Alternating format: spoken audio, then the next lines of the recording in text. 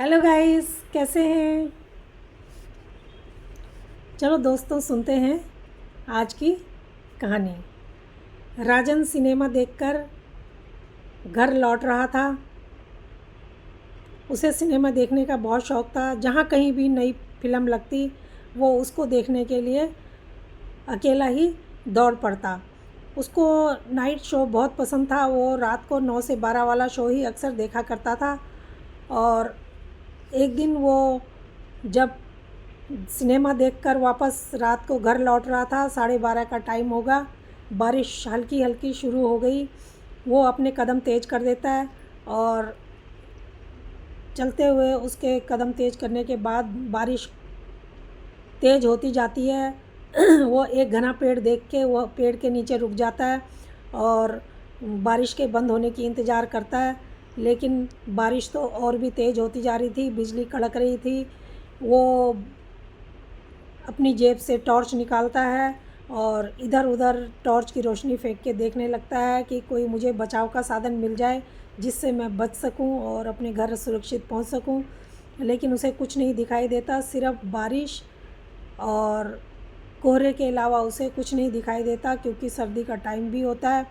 अब वो जब पेड़ के नीचे खड़ा था, अपनी जेब से टॉर्च निकालता है, इधर उधर टॉर्च की रोशनी फेंकता है। उसे टॉर्च की रोशनी में एक दूर दूर तक देखने के बाद एक कुआं दिखाई देता है, जो जर्जर हालत में था, जिसकी मुंडेर टूट चुकी थी।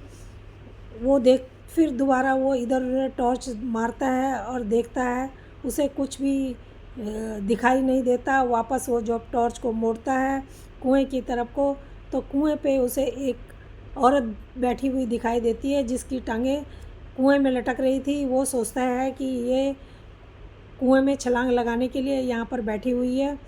वो उसकी तरफ चल पड़ता है कि मैं इसको बचाऊं। तो जैसे ही वो उसके नज़दीक पहुंचने वाला होता है, वो औरत पीछे मुड़कर देखती है। पीछे मुड़कर देखती ही नहीं, उसकी वो अपनी पूरी गर्दन ही पीछे घुमा लेती है, जिसको देखकर वो एकदम से डर जाता है और परेशान हो जाता है। अब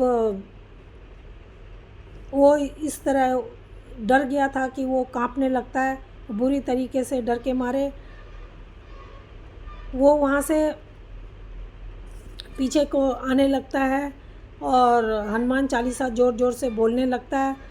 हनुमान चालीसा जब वो ज़ोर ज़ोर से बोलता है, तो वो औरत जो कुएं की मुंडेर पे बैठी हुई थी, वो कुएं में छलांग लगा देती है और बड़ी तेज़ी से वो गिरती है। लेकिन उसके गिरने से कोई कुएं में से पानी की आवाज़ नहीं आती। वो सोचता है कि पानी इतनी तेज़ से गिरी है तो पानी की आवाज़ तो आनी चाहिए थी, लेकिन नहीं आती। अब वो सिर्फ उसके जो है हंसी की आवाज़ उसको सुनाई देती है गिरते टाइम, और वो पानी में गिर जाती है। अब जब वो हनुमान चालीसा पढ़ रहा था और पीछे दौड़ा, दौड़ते दौड़ते वो अपने घर पहुंचा। किसी तरीके से वो बारिश को और तूफ़ान को सब भूल चुका था, सिर्फ उसको अपनी जान बचाने की लगी हुई थी।